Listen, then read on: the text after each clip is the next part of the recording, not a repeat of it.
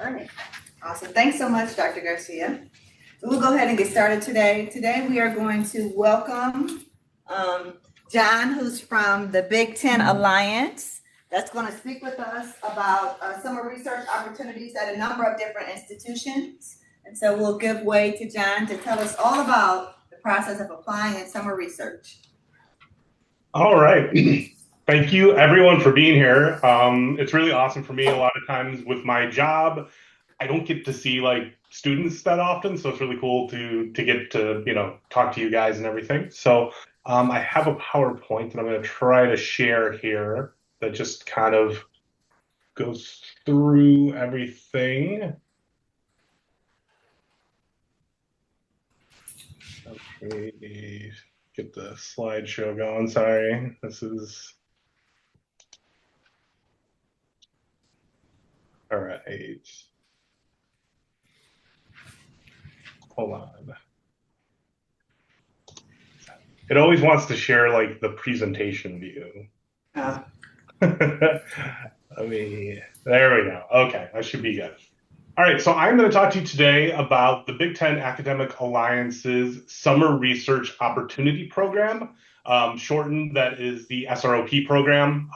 You'll probably hear me refer to it as SROP, but that is what it is. It is the Summer Research Opportunities Program.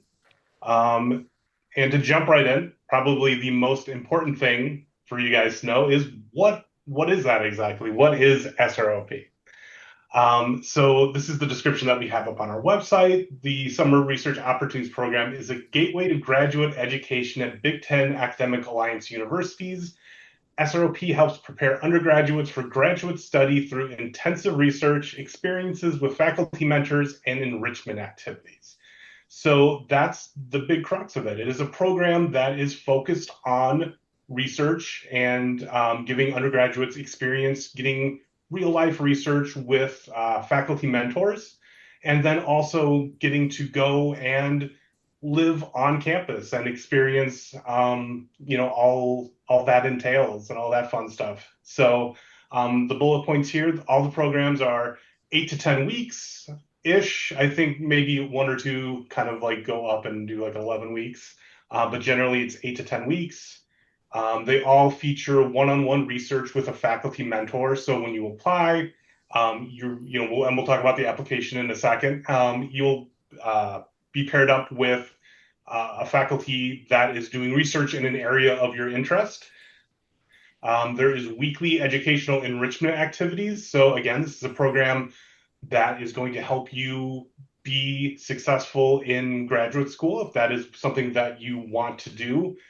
So there's a lot of just enrichment activities that are going to help you out with that. Seminars about writing a research statement, or maybe discussions with a grad student about their experiences that they've got going on. So there's a lot of like extra stuff that is going to help you with your journey to graduate education.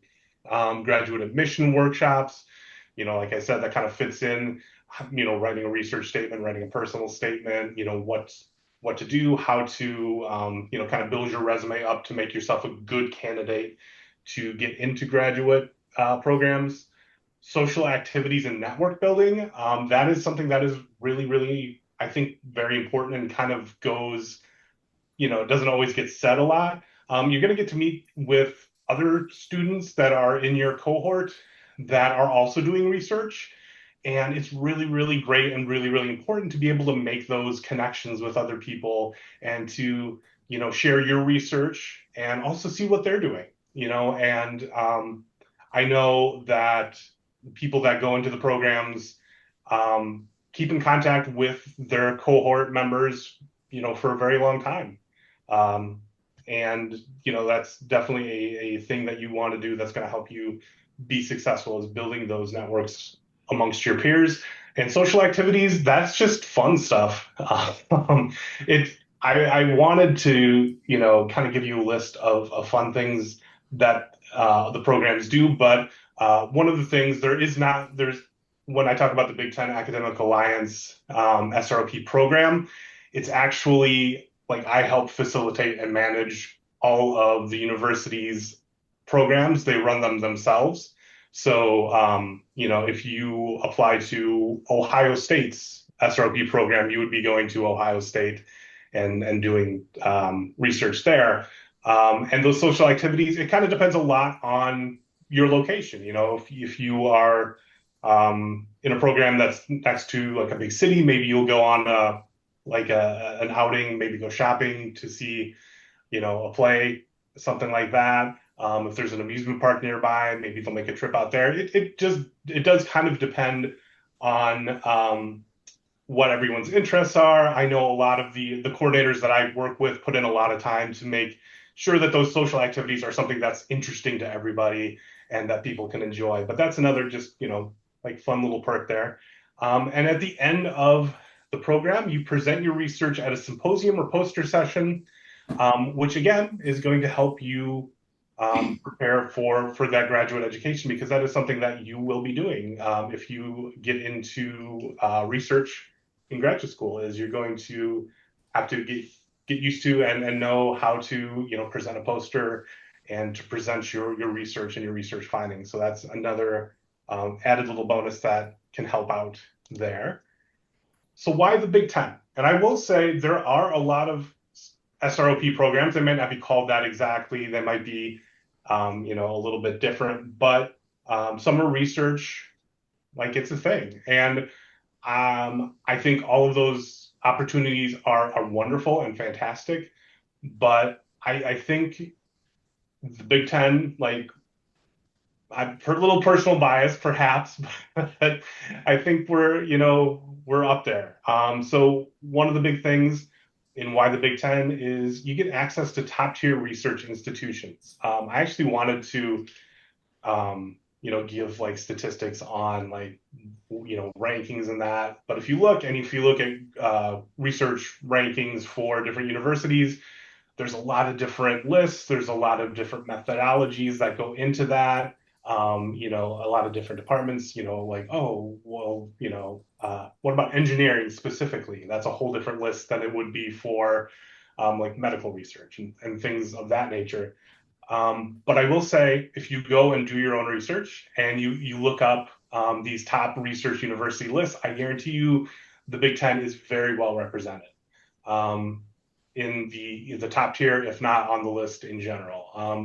It is something that the Big Ten Academic Alliance does take very seriously. When we bring in new institutions to the alliance, that they have to be R1 and really great research universities, and they all are, thankfully.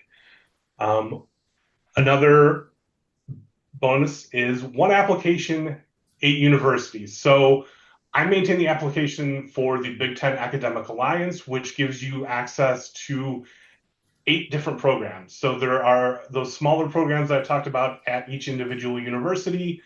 8 of them use our shared application system. So that way you can apply to multiple SROP programs, but only have to fill out one application, which, like, applications are obviously an important part of applying to programs, but it gets a little bit cumbersome. It can get a bit much when you have to keep attaching your transcripts and like giving recommendations and all that stuff. But with there being one application, a shared application, it makes it really easy to apply to multiple programs.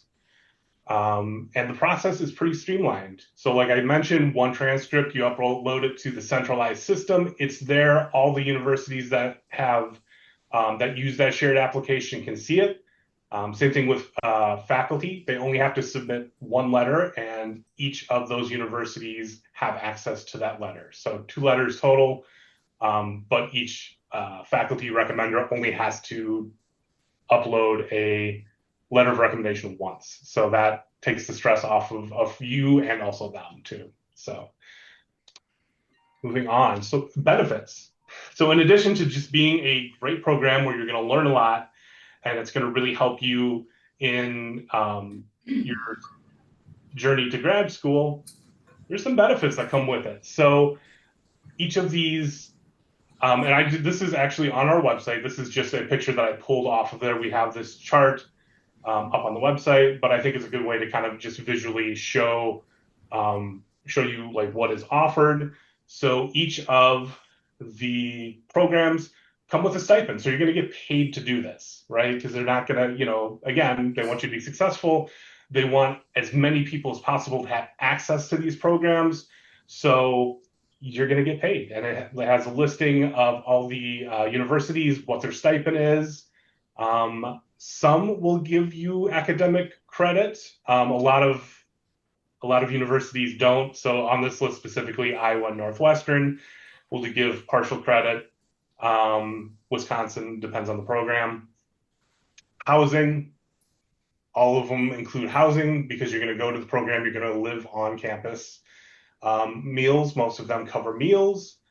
Travel, again, everything, all of them cover travel, which is great because I know it's really tempting to, you guys are in Eastern Michigan, Ypsilanti. I think I'm saying Ypsilanti correctly. Yeah, you got All right. it. And so like right off the bat, you guys are probably thinking like, oh, Michigan State, Michigan, right? And those are two really fantastic programs, and I cannot say enough about them. If that's where you decide you want to go, awesome. Like they are great. But having the stipend, having the travel expenses paid for, allows you to think outside of that. It allows you to maybe go to a university that you wouldn't have considered otherwise. And it's kind of like that low stakes, right? Because you're not out any money if you go and you're like, oh, this is terrible, I don't like it. Eh, you live, you learn. So having that travel reimbursement, having that all of the benefits available with it, really help make it kind of like a low stakes way to try if to see if a university is the right fit for you. All right, so eligibility, I'll just go through this really quick. Cumulative GPA 3.0 or higher, be a citizen or permanent resident of the US, be enrolled in a degree granting program at a college or university in the United States, Puerto Rico, or any other US territory, have completed at least 2 semesters of undergraduate education by the time of the summer research experience. So like if you came in for a fall semester, or not fall semester, spring semester, and that was your first semester, like you're not eligible yet. But if you came in, as a freshman traditionally in the fall semester, you're good to go. Have at least 1 semester of undergraduate education remaining after completing the summer research experience. So, if you are planning on graduating and being done, you wouldn't be eligible. You have to have at least another semester coming up of undergraduate education, and also have a strong interest in a PhD. So this is a research-based program. And if you are thinking, well, maybe I want to go to med school, maybe I want to, go to law school, like all great options, all wonderful choices, this wouldn't be a good program for you.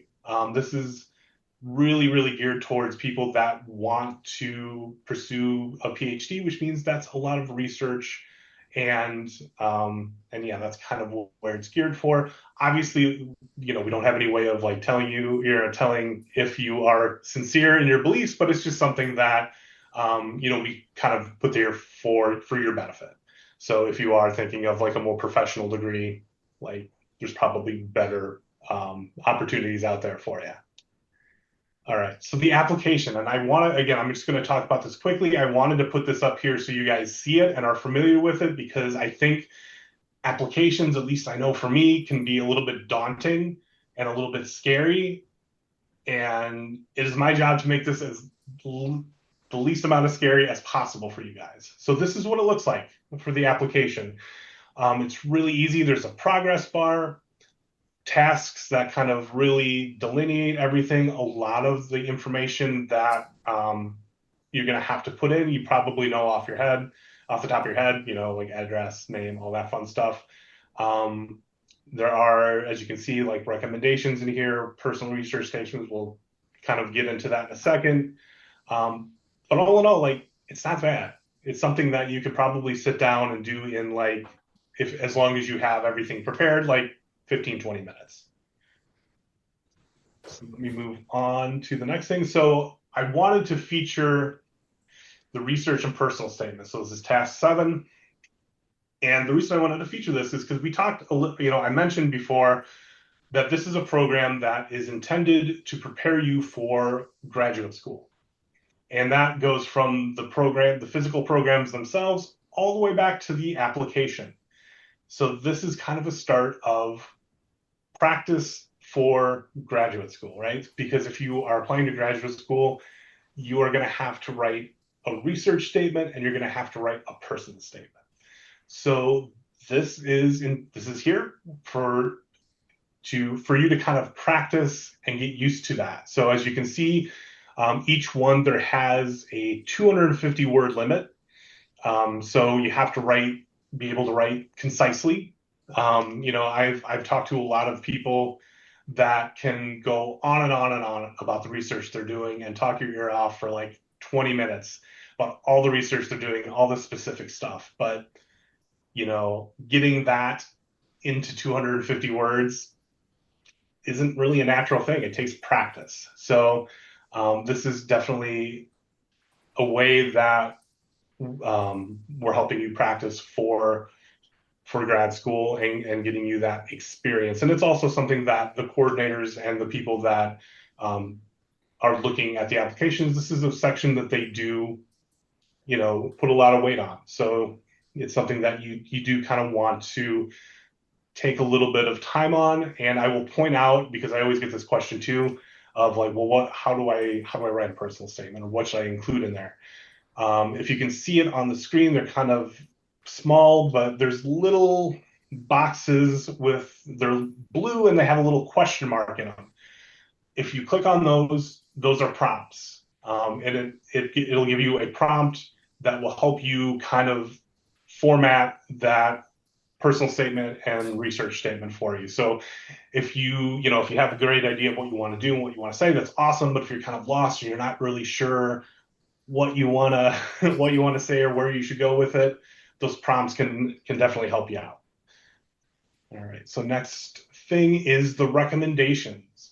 And the reason I put this in here is because I think a lot of people hold off on applying because they're waiting for letters of recommendation from professors and faculty.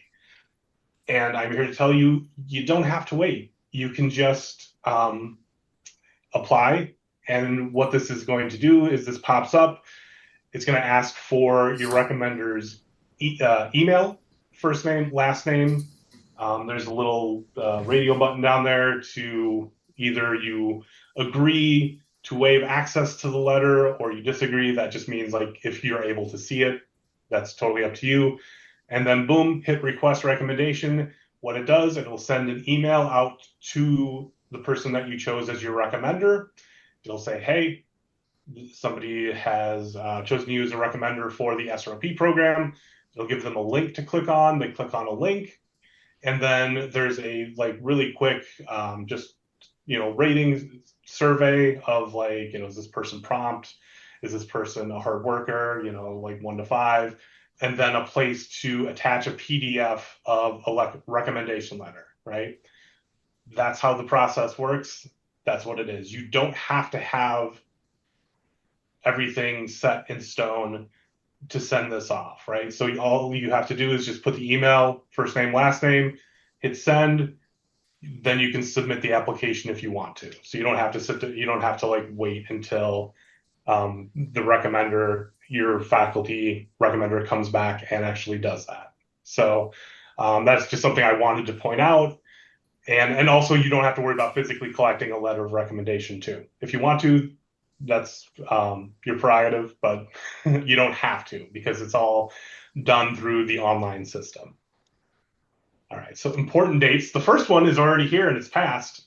November 1st, the application is open. So you can go to the Big Ten website, btaa.org. I have that listed at the end if you want to, the actual like page if you want to write that down. And you can go and you can start an application now. So that's the first big date. The application closes February 10th, 11:59 Central Standard Time. I put that on there because I will inevitably get emails at February 11th at like 12:02, wondering why they can't make an application. So that is the exact time that the application will close.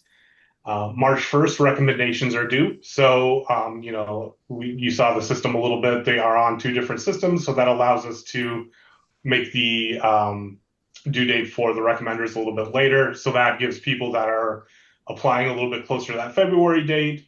It gives them a little bit, the recommenders a little bit of leeway. They don't have to rush in to getting their letters or recommendation done. It gives them a little bit of time. But recommendations are all due by the 1st.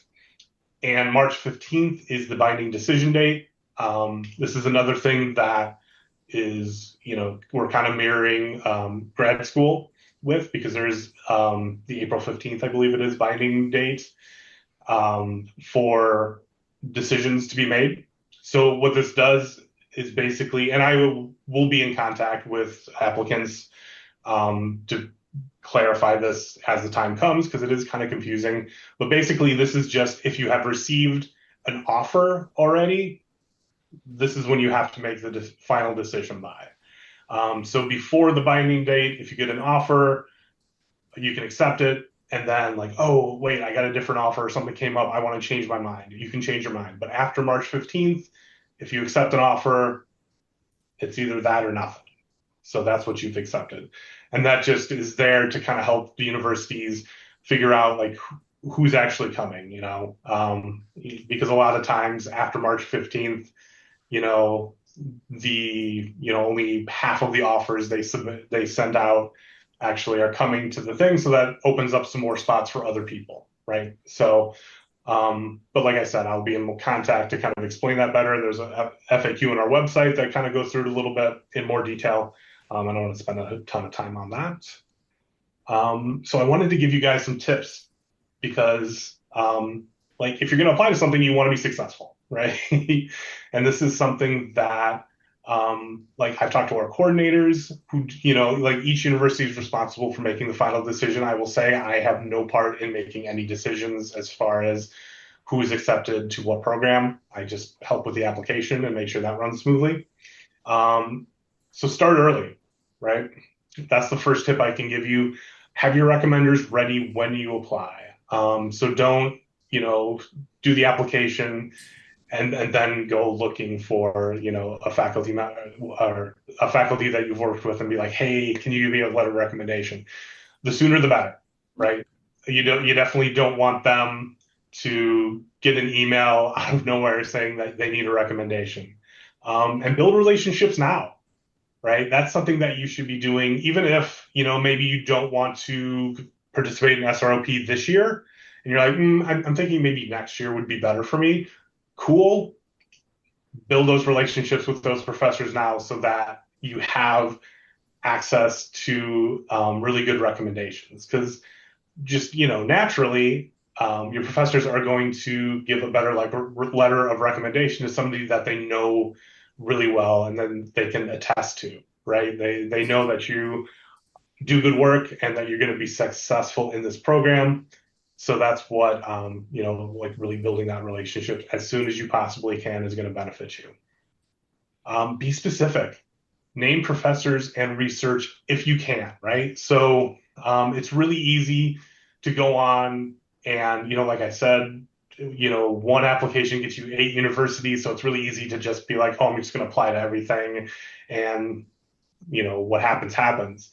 But one of the things that the coordinators look for is somebody who has a real interest in coming to that university, right? So if you can identify research that interests you, and the professor that's doing that, it's not a guarantee that that professor will have research going on or that they'll be, available at that time or have, be able to work with you. But just knowing that you are very, very interested in the research that is going on at that university is a real plus for the coordinators. And that's something that they really, really look for in applicants. And which actually kind of goes down to my next point of be interested. Show interest in the universities you apply to. So what I didn't show you is there is one of the last tasks on the application is a university selection where you can click on like whatever universities you want to apply to. And when you click on a university to apply to, it'll give you a little text window for 50 words or less of why you want to attend that university. Um, you know, you use that space well. Really think about why you specifically want to attend this university. Don't make it general and just like, oh, well, like it seems like it's a great program. Like, awesome, but they really want to know that specificity. They want to know exactly why you want to go there. And don't make other plans. This is something that is always like I get a lot of questions about it, and it always comes up with the coordinators. This 8 to 10 weeks, research is your full-time job during this program. Like you are doing research a lot of the day. And it's not something where, I had a question, I think last year where somebody's like, can I do summer school during it? And it's like, no, like if you're going to be in this program, they want you to be able to give 100% of your focus, right? They want you to be able to participate as best you can. And if you have a bunch of other stuff going on or other obligations to do, you're not going to be able to do that. Like same thing with vacations, right? So you might say, oh, like, my family is going to take a vacation. Would it be cool if I missed like a week, right? Well, it doesn't seem like a lot in the grand scheme of things, but like 8 to 10 week programs, like a week's a pretty big chunk. So, you're missing out on a lot. And also that's a spot that, somebody who was really dedicated to could have come in and used. So, if you are planning on doing these SROP programs, like make sure that you clear your schedule as best you can, because stuff does happen where you might have to leave or you might not be able to attend for a little bit, but avoid that as best you can. Makes sense. Be consistent throughout the application. If you're talking about doing one type of research in your research statement, make sure that's, consistent with what you're looking at to go into other places, right? So if you're talking about doing like biomedical research, but then you're applying to do research with psychology, that doesn't really connect, right?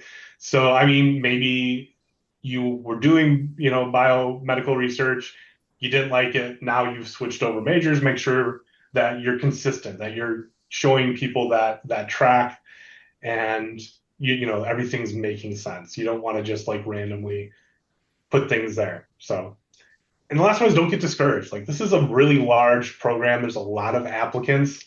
If you apply, the one thing that I would tell people that like don't get in, and it's because it's not that you're a bad candidate, because they're like, was I a bad candidate? And it's no, you can be a really, really great candidate. You can be really qualified, and it just didn't work out, right?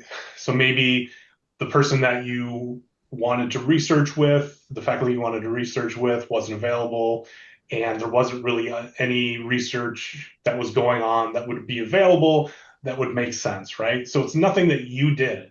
Everything that you did was spot on, was perfect, but it just didn't work out.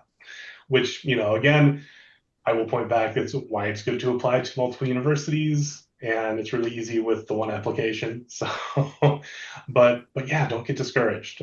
Keep at it. If you get knocked down at first, if you don't get in, I wholeheartedly encourage people to apply if they're eligible the next year.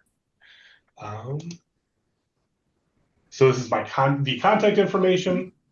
So the website is btaa.org/resources-for/students/SROP/overview. It used to be just btaa/SROP. They changed it. I'm not a fan, but it is what it is. You can also, if you just go to the btaa.org website, you should be able to navigate there. You can click on the students tab up at the top, or there's a research tab. It'll both of them will get you to SROP. My email my specific SROP coordinator email. So if you have questions about the SROP program, this is the email to get me at, and it's srop.coordinator@btaa.org. So if you have, like I said, I get lots of questions. I love questions. I field them all the time. Please feel free to reach out at any time. And that is what I have for you. Awesome. Thanks so much for being with us today, John. We probably have a few minutes for questions, just in case anyone has any questions for John while he's here. If not, I've got a couple. But any questions for him? Yeah. So for the recommenders, is it like you want it's preferred for professors, or can it be like internship advisors or things like that? Yeah, that's excellent question. So the recommenders, the person or people that can best attest to your research. So if you've done research like outside in an internship, like that would be a great person to have as a recommender. If you've done research with a faculty member, that's great. If you can't do that, if because there is a possibility that maybe you haven't done research before. Maybe this is the program, like, hey, I want to get research experience. And if that's the case and you don't have research experience, then I would definitely go with like a faculty or somebody that you've worked with in an academic setting that can attest to like your skills and abilities that will make you successful at research. So yeah, hope that answers your question. Thank you for that. Any other questions? Maria? My apologies if I missed it. Did you say if this was specific to any disciplines, or is there a way to know which professors or programs are accepting applicants, or is it wide open? Yeah, another good question. There's really not a way, so it's open to pretty much every discipline. There are some programs that do kind of like specify and will have different programs that focus on different like areas of interest. The best thing I can say would be, again, like if you go to our website, the list of benefits, there's a link with each university. If you're interested in a program, definitely like check out their SROP page. They all have individual SROP pages and kind of see like how they do it. But other than that, I would just say if you are interested in any research that is happening at that university, it is fair game.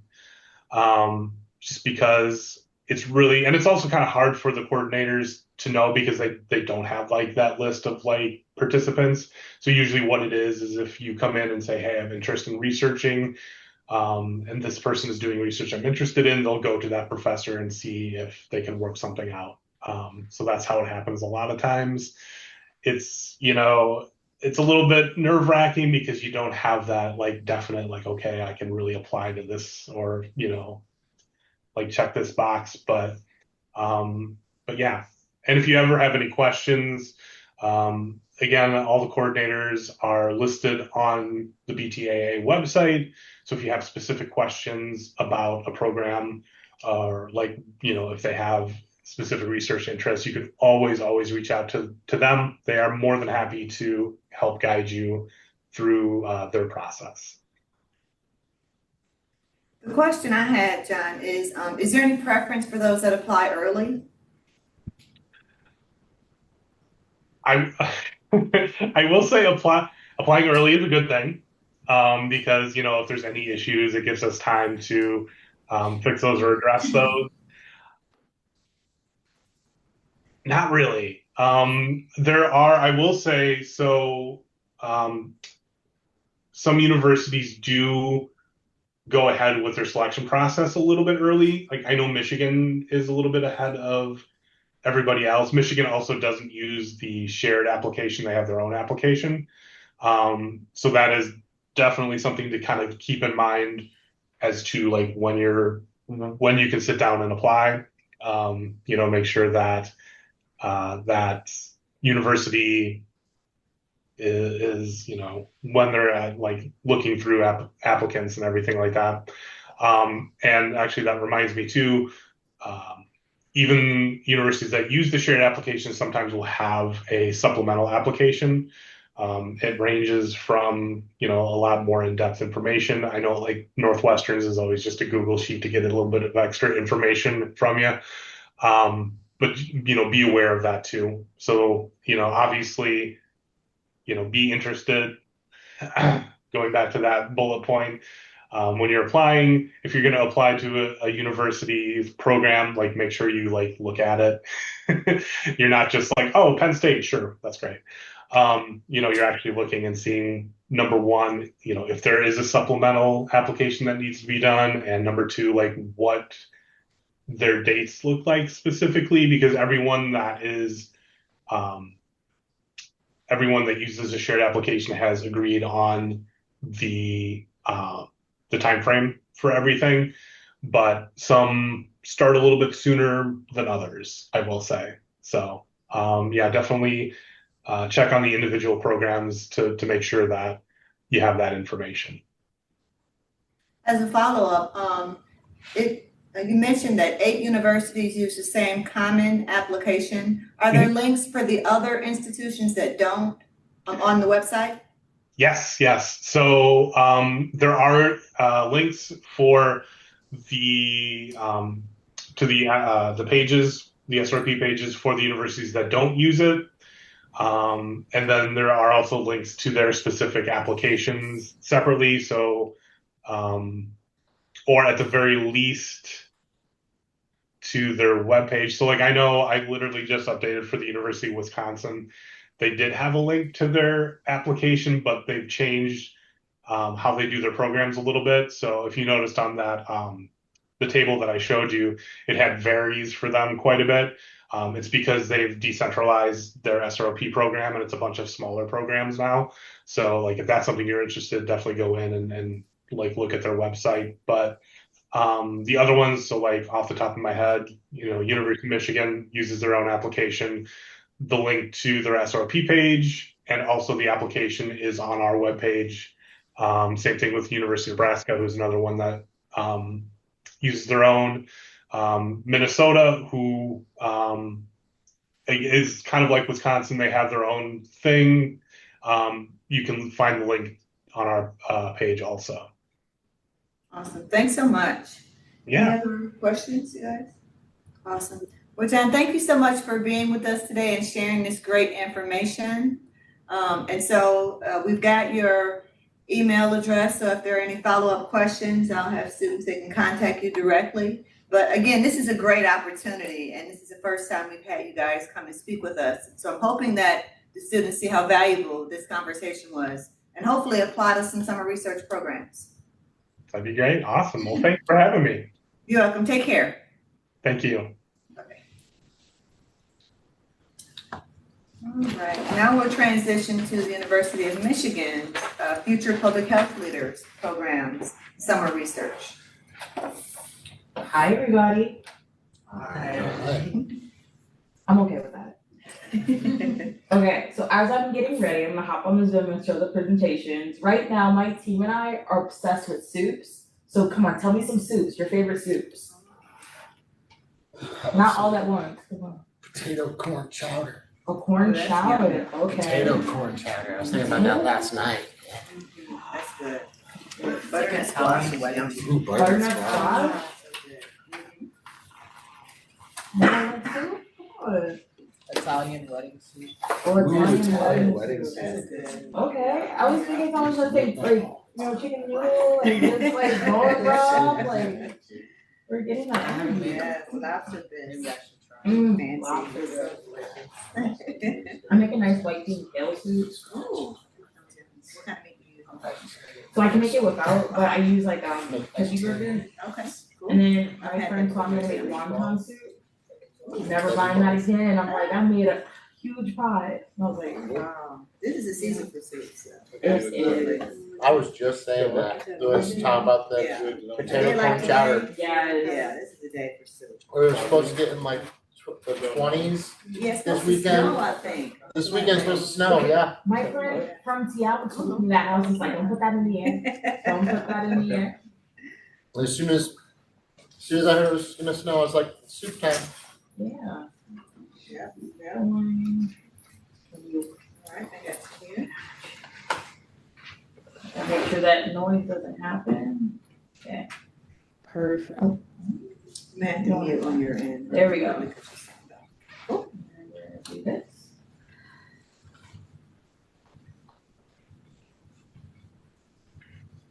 There we go here. And right here. Well, Haley is still setting up. At least one of you expressed interest in attending, the theater this evening. Since it was only one, we'll just cancel that. And we'll plan for, in 2 weeks, Big Love is the next theater production at, here at EMU. So if you are interested, please let me know. Maybe we'll plan to do that as a group. Cool? You guys do events as a group? Yes. We're small enough to kind of go and do some awesome things together. We have about 14 former flippers at the School of Public Health. We're in the area. So we've been doing like events like Flip-A-Ween. And we're gonna- I love That's puns. If give me a pun any day, I'm the happiest person. I did one event, so now they're like, we need one every other week. I was like, nah, once a month. Once a month. Okay, go back to the Zoom. Let me see if I can share. Should be, you're good, yeah, I am.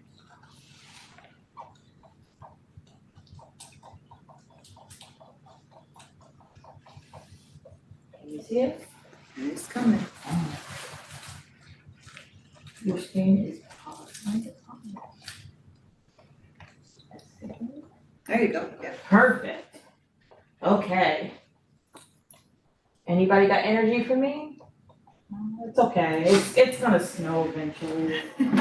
It's the winter time. So hi everybody, I'm gonna take about 15-20 minutes with my little presentation. I'm a pretty fast talker, so at any time I'm too fast, just give me a sign and I will slow down. I'm okay with that. So my name is Hallie Williams. I'm the program coordinator for the Michigan Future Public Health Leaders Program. And I wanna say thank you so much for letting me join you today. Okay. We're gonna go a little bit over our program webinar so you know what Michigan Flip is. I might ask questions. I have swag. I wanna get rid of the swag. Help me out. So we're just gonna go over like what is Michigan Flip, the program overview, eligibility, the application process, which is so much fun. And then I'm gonna give you a little shout out to some of my Flip alumni. One thing I love about my job is that I get to boast about my amazing flippers. That's what we like to call them. I get puns all day. And so I get to boast about them and be like a proud, slightly older aunt. Okay, that's my thing. I'm a slightly older aunt. And then questions. But if you have a question throughout, please feel to ask. I'm pretty friendly. I got a question before Yes. you get started. This is only for students who are majoring in public health. No, any major can apply. Any major. You just have to be willing to learn about public health. I've had history majors, English majors. I need a mathematician up in here. Like, as long as you're willing to learn about public health, you're eligible for the program, besides some other key factors. So no one run. So, why? So the Michigan Future Public Health Program, we're funded by the CDC. So that's one of the great things. I know the head shake, like the CDC, big words, big name. We're funded by the CDC and the Office of Minority Health. So again, they were just like, hey, we want people to know about public health. This is before the pandemic, by the way. How can we make that happen? And a couple of universities were like, we can make that happen. We actually went to the CDC a few times. And so this is like my flippers at the CDC, which is a really great time. We're a part of the John R. Lewis Undergraduate Scholars Program. So we're part of like 7 programs in total, which is really fun. Like there's Columbia, there's UCLA, there's Southern Plain Tribal Health Board, which they go by thesis and they're the only online program. All the other programs are some type of residential program. Lots of fun. You can apply to all of them. It's my only shout out to my brother and sister programs. But I'm a little biased, and I think Michigan Flip is the best one. They pay me to say that. I like jokes. You could tell I have that dad joke energy. But if you want to know more about the other programs, you're welcome to go to their websites. But the CDC like internship page kind of gives you a lot more. Plus all the other programs that are similar to Michigan Flip, but they could be more like biomed or epidemiology. These are the ones focused on public health. So now, program overview. What's this program about? Michigan Flip. So we're your next door neighbors at the University of Michigan. For the people who don't know, and everyone does know, like I don't have to say this little part, but we're the Mitten State, yay. We're about 10 minutes away from you? So that's really fun. But if you did live away, we actually pay for you to come to Michigan.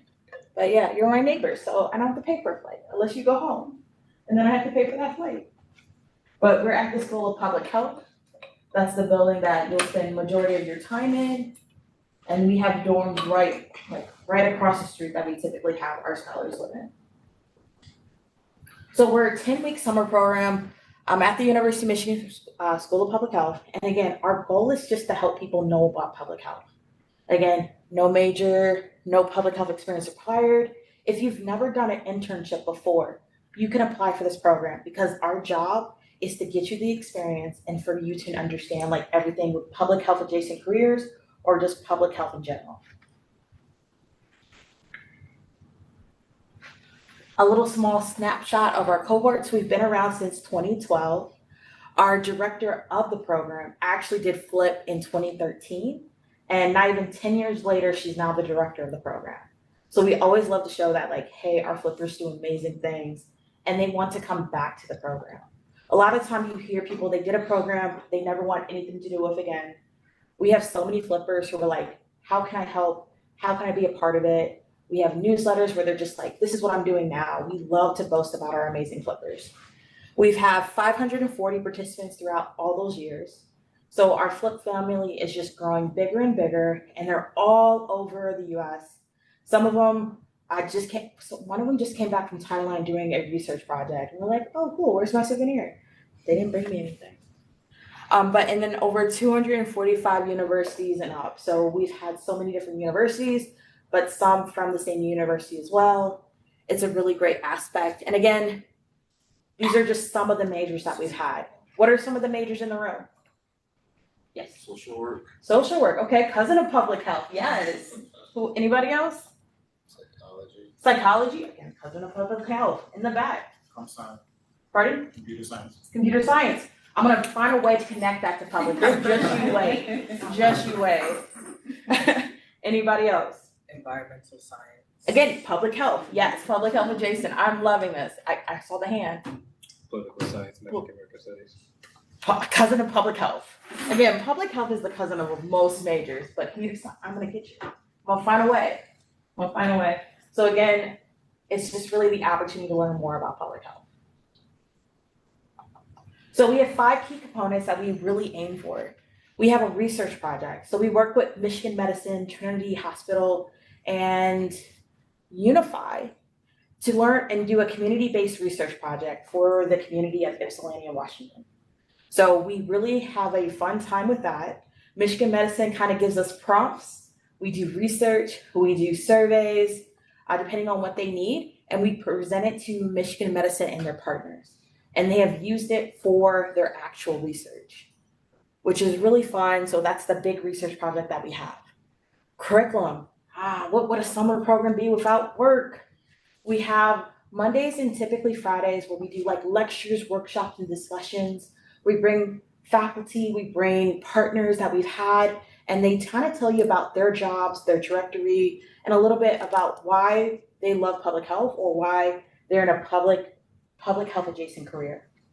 So we've had EPA come in and they talked about environmental, EPA, I love EPA.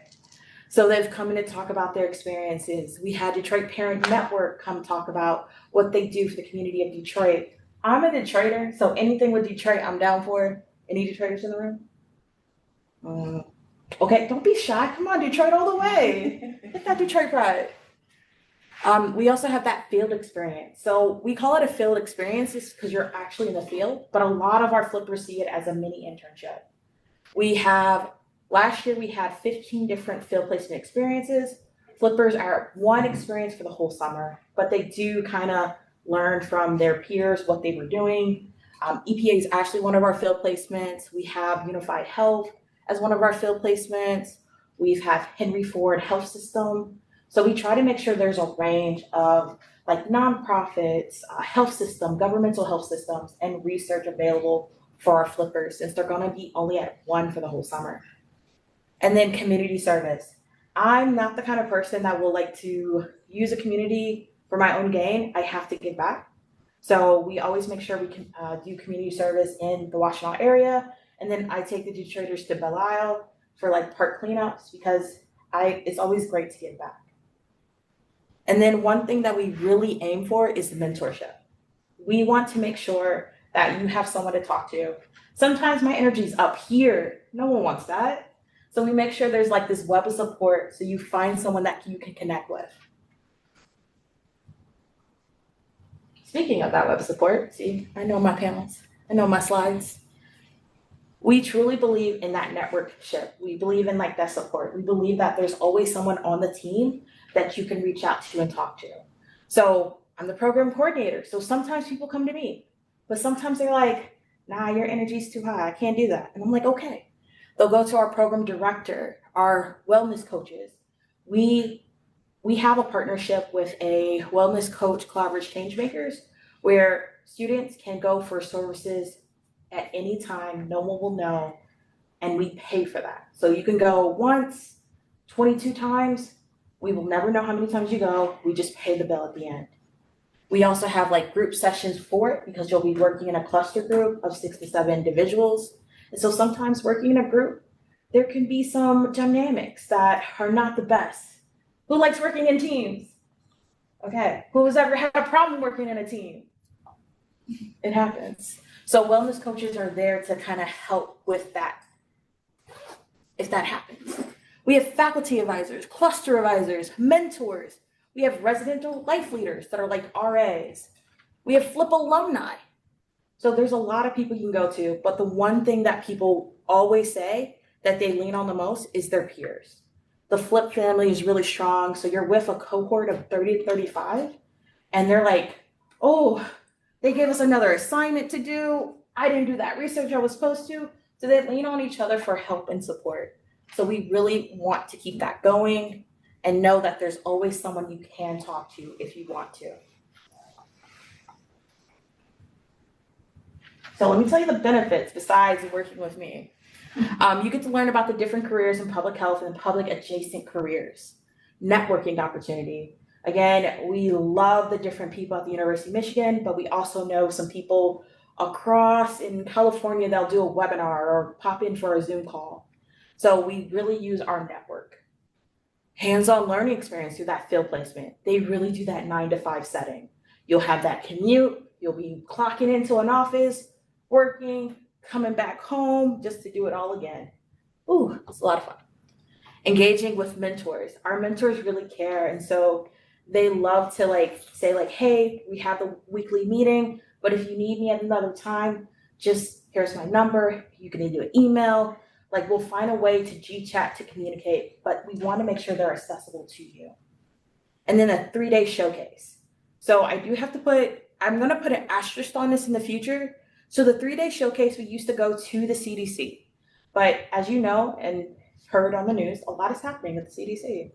So we were not able to go to the CDC this year. So we worked with our network of alumni and they came to Ann Arbor to kind of do a showcase to just say how great our flippers are. They did a poster presentation. We did a case study. We even brought some people that we knew personally from the CDC up to Ann Arbor to still give that same effect. And then we also went to a Tigers game. So we were trying to make sure that experience they would have at the CDC, even though we can't fly, we were able to do it at Michigan, which is something I love, that if we have a little roadblock, we're gonna work as a team to overcome that. Then we also have a stipend and a partial meal plan. Our stipend is $3,400 that you'll get in 1 month payments before you come here and then a month after, but it's like a steady monthly paycheck. On-campus housing and then round trip transportation. If you do live in the area, I'll just give you some gas money to get to Ann Arbor. But if you're from California, we would pay for that round trip flight. Or it's like a gray area, and I'll tell you because you're a local. Let's just say, who does live in a different state? Nobody. Okay. What state? Wisconsin. Okay. So let's just say you go home before the program starts. I'll pay for you to come back. So go home, see whoever you want to see, and then come back. I got you. Okay, eligibility. We're all excited for the program. Woo, it's okay.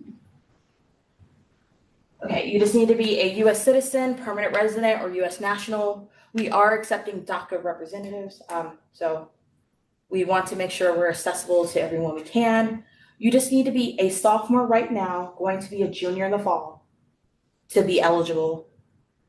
Any schools in the U.S., U.S. territories, recent grads that are gonna be recent grads, it is graduating now or the spring. So it's in that 6 months time period of graduation. And then a minimum GPA of a 2.7.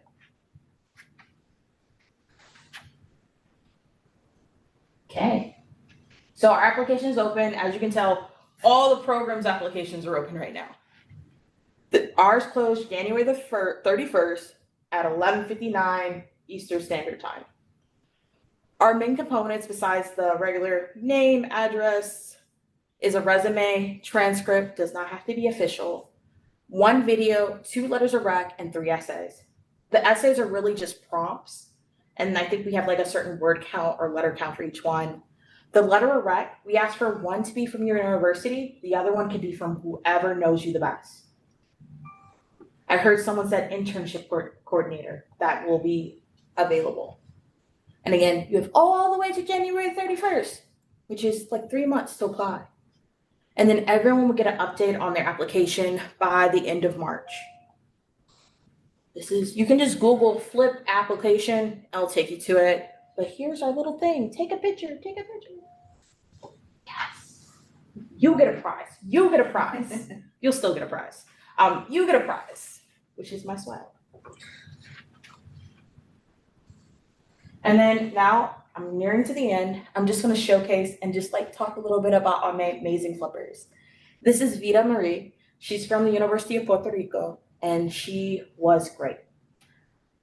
One thing she was always worried about, in Puerto Rico, sometimes English is not the first language. So she came knowing that her English, she said, was not the best, but it was amazing. And so she was making sure she got every note, everything. She would translate. I'm working on my Spanish to be better for the future. But she was just like, everyone was seeing that she was trying so hard. She was already a phenomenal student. And we kept on telling her she was great. She was like, no, I need to be better, which is not always the case. You're doing great. When people are telling you you're doing great, you're doing great. She had a field placement at Detroit Parent Network. And her project was really to make sure information was accessible through all languages. So she did Spanish. She worked with someone from Dearborn to make sure there was Arabic, because that's one of the highest languages in Michigan. And so her goal was translation, which is really great because the Detroit Parent Network was seeing that they didn't have a lot of information that was translated, or the Google Translate was very wrong with the grammar. So her thing was accessibility. Her major is psychology, again, cousin of public health. We have Raymond. Raymond is an undergraduate at the University of Michigan, did a summer with us at the University of Michigan. I told Raymond next year he got to go further away. Raymond's major is public health. Raymond worked with Mishwa, and his project was working on how to make sure doctors know public health exists. Not always telling people like, hey, oh, just eat better, but then trying to figure out the ways for them to find the resources for it. Because doctors can always say like, hey, just eat better, you'll be well, but what is the underlying position? So they were working with their mentors to make sure doctors in the Detroit area would have like workshops and lectures that were talking about the public health resource in their area. Raymond also was hilarious. Raymond made me laugh all the time. And I'm like, no, don't make me laugh today. But it was really fun. Raymond was always engaged with comments. and conversations, and I always had a great time laughing with Raymond. This is Maya Williams, no relation to me, but I did call her my cousin, just for fun. Went to Prairie View A&M, so Texas, but from Detroit, and she worked with Henry Ford Health System. Her project was actually about SNAP benefits. A lot of times, a lot of nonprofits such as Easter Market has like buy two get one, so it's just like every dollar is actually two if you buy fruits and vegetables at the Easter Market. So she was working on how to make that more accessible for people to know. Right now, that is more important more important now than it was when she did this project just 3 months ago. But it was like that aspect of like how to make sure people knew resources exist. And her main thing was fruits and vegetables using SNAP benefits. And then we cannot never stop. We, again, US territories are eligible for the program. And so we had 3 lovely individuals from the island of Guam. They were awesome. Guam pride all the way. We now have Guam flags all over the office, which I'm all for. But this is Jordana, Marielle, and Victoria. She was with CHAS. She was with Henry Ford Health System, and she was with Adolescent Health Initiative. 3 different projects, but they were making sure they would work. Island life and the mainlands are 2 different complete things, so we always made sure they had support, because homesickness when you're the furthest away is a different story from someone only 10 minutes away. Adolescent Health Initiative. She was working on a project to make sure students who are experiencing gender dysphoria have access to the resources in their community. They're actually presenting their research with Adolescent Health Initiative to a conference that's happening next month. Marielle was Henry Ford Health. She actually worked with Maya for the staff benefits for fruits and vegetables. And then Jordana with Chaz was all about making sure youth had a voice. The youth does have a voice, even though we try to not hear it as often, but she was working with the Latinx community, making sure the community knows what focus groups, that they had a voice, they had a research, and they had a place to go. Again, all phenomenal projects, but I get to have a moment to just boast about my flippers. With that being said, if you want to connect with us, we're pretty friendly. I'm actually not the friendliest one on the team, which is fun to say. But if you ever need to reach us, you can always Instagram us, Facebook, email, YouTube, website. You can even just like, if you ever go to U of M, School of Public Health, you find me, we can say hi. So that's how you can connect with us. Any questions, comments, or concerns? Does anyone need a high five? Anyone want swag? Yes, Chris. High five. Oh, yes, we can do the high five. I just got back from a conference, so like, my energy. Questions?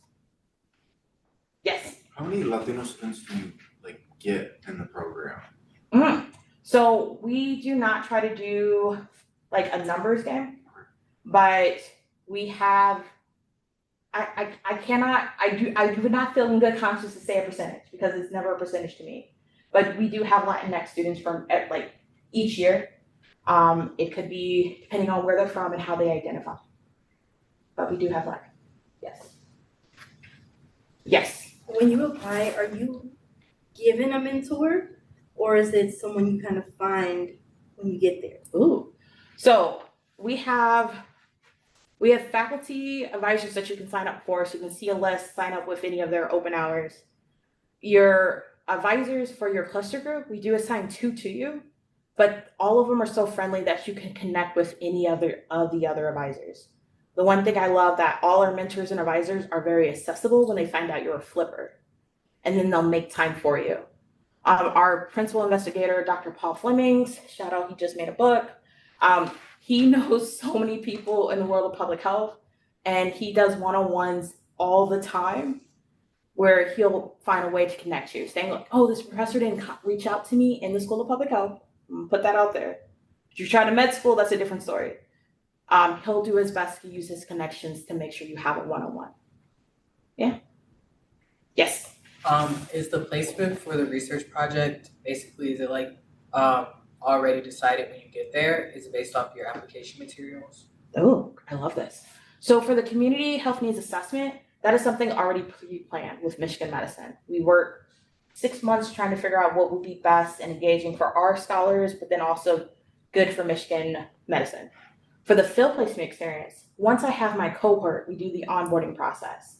And I send a document of every field placement I have with website and the potential project you'll be working on. And then everyone ranks them. So it's kind of like that ranking system. Once you rank them, I take your top 7 and I send your resume to that field placement. And then they also rank the students that they want to work with. And then I do my best to get 1-on-1 if I have them, or 2-on-1 or 3-on-1 together. So it's a matching process. Yes.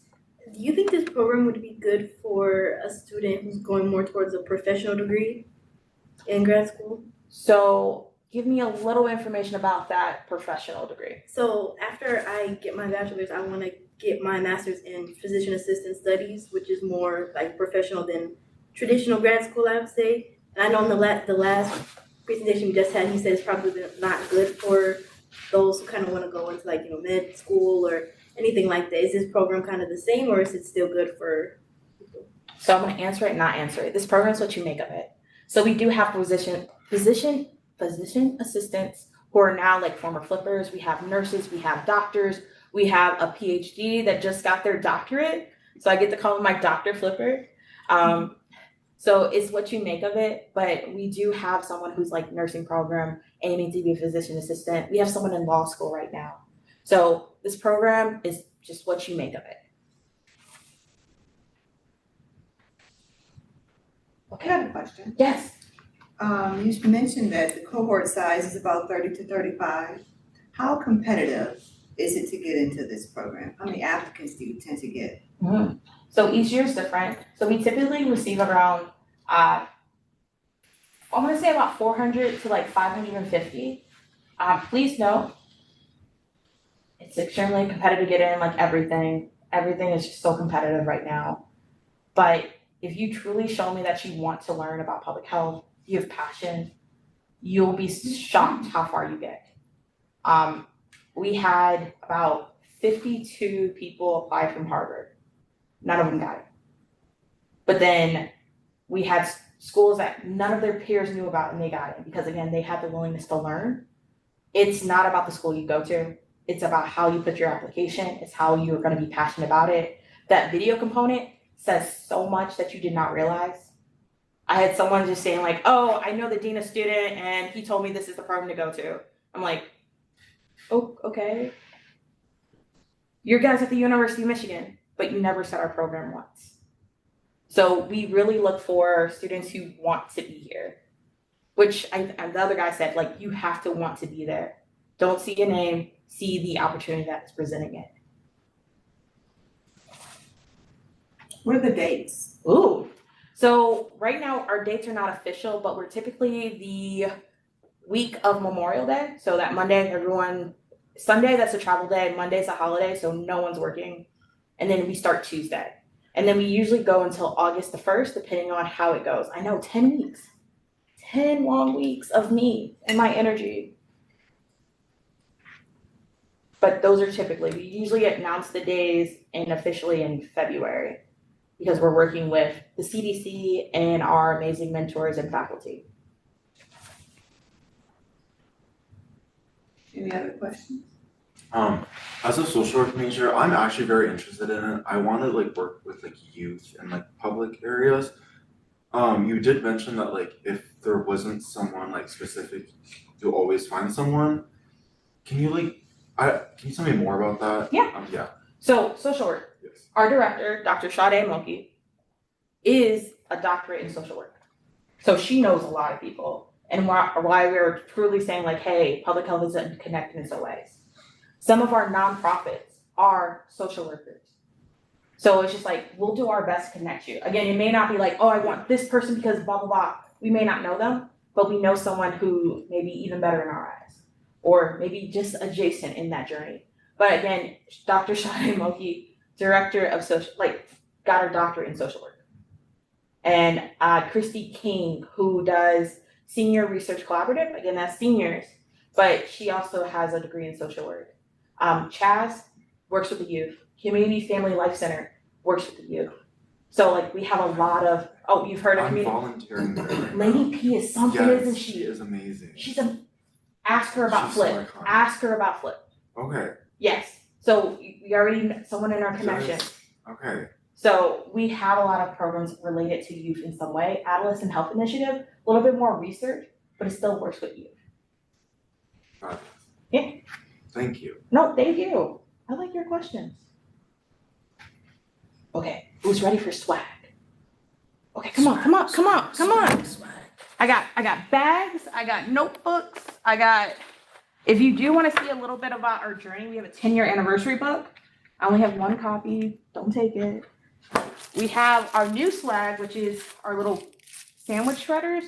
We're really excited about this one. And then, yeah, so you know, like when you like jars, it's like the perfect knife to like spread stuff on. Spread